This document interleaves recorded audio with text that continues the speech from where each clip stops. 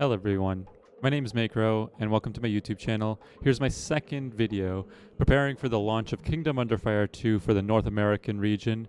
I'm an experienced player who played this game on various different builds of this game, and I have a few concerns that I'd like to address with the information that people have been providing in preparation for this launch. This is going to be another quick video, but there's a few things that I want to address. Firstly is the troop coupons, in particular the revival coupons. I feel like there's a problem with the semantics that's getting in the way of people's understanding of what they actually do, as well as the guild PvP and the faction PvP. And another thing is I want to clear up something from my previous video, which was essentially tips for min-maxing in Kingdom Under Fire 2 come launch, which is at approximately like 15 hours at this point of recording. So let's hop right into it. The troop revival coupons that you get in the pre-order packages, it's a bit of a semantics case where revival doesn't necessarily mean resurrect. What they're actually talking about is a sort of stamina system that the troops have, where that after you equip them or use them for certain missions, you'll have to kind of allow them to rest or revive them. You paying gold. Depending on the strength of the troop, the gold could be negligible, or it could be an amount that adds up after enough missions. And that's what these revival coupons are for. They are not to resurrect them during the battle. That's what the resurrection coupons. Resurrecting a troop is different than revival because there are actually a lot of abilities that do in fact resurrect your troop during the battle.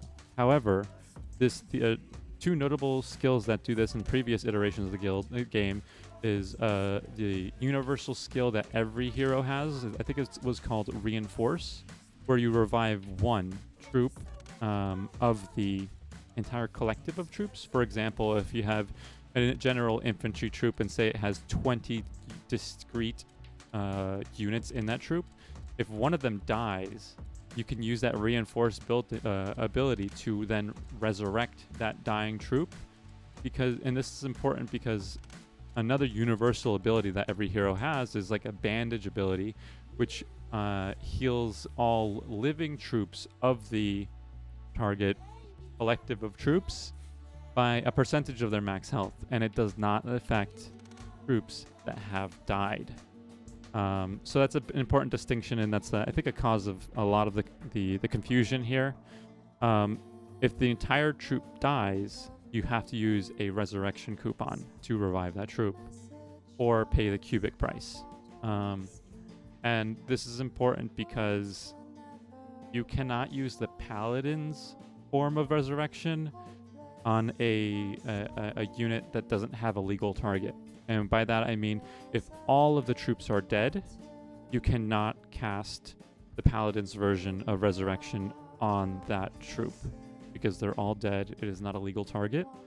So you have to use a resurrection coupon, which is the same coupon that you use to resurrect your hero if you die. And so there's an important distinction there that I think will ease a lot of people's concerns with the pre-order bonuses, because the revival coupons aren't as impactful as you may think they are. Another thing that I want to address here is the guild PvP or the faction PvP. I've been noticing that a lot of people have been talking about territory control. And the first thing that comes to my mind when you talk about territory control are like kind of unique entities that are on the world map or things like that, but that isn't necessarily the case in this game.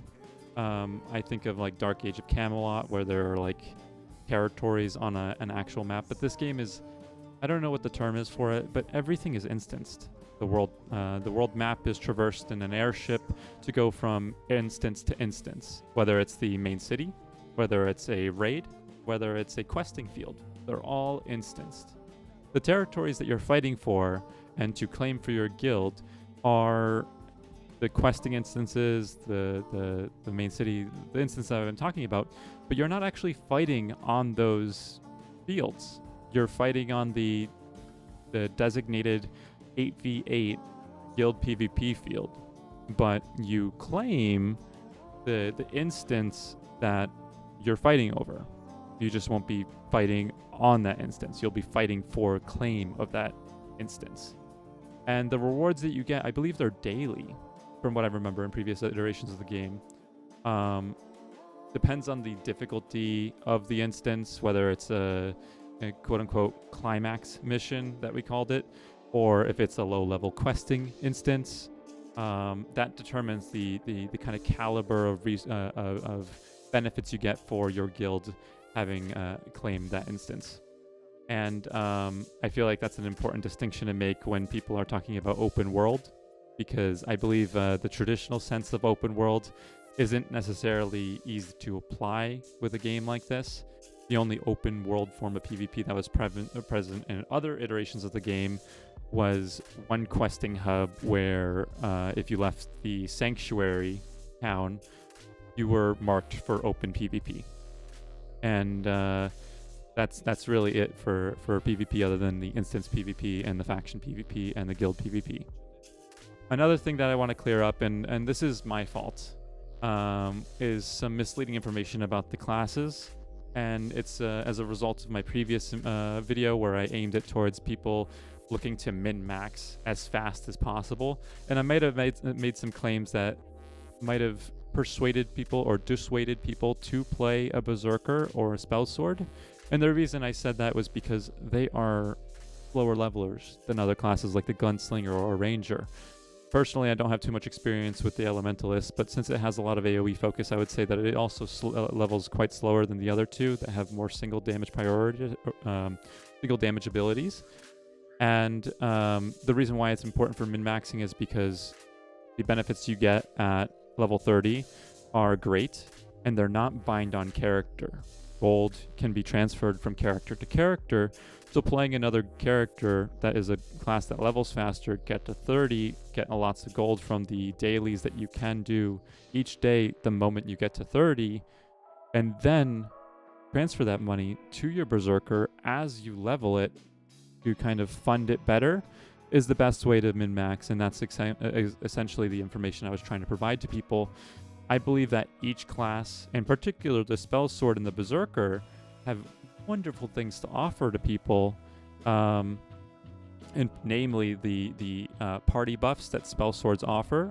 The most important one to me as a Ranger main was the max health increase. I think it was 10% max health increase, which allowed me to survive a lot more devastating hits that you experience in the later content.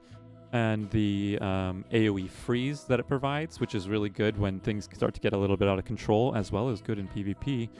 And the temporary immunity shield that Berserker would provide, which is very useful in late game PvE.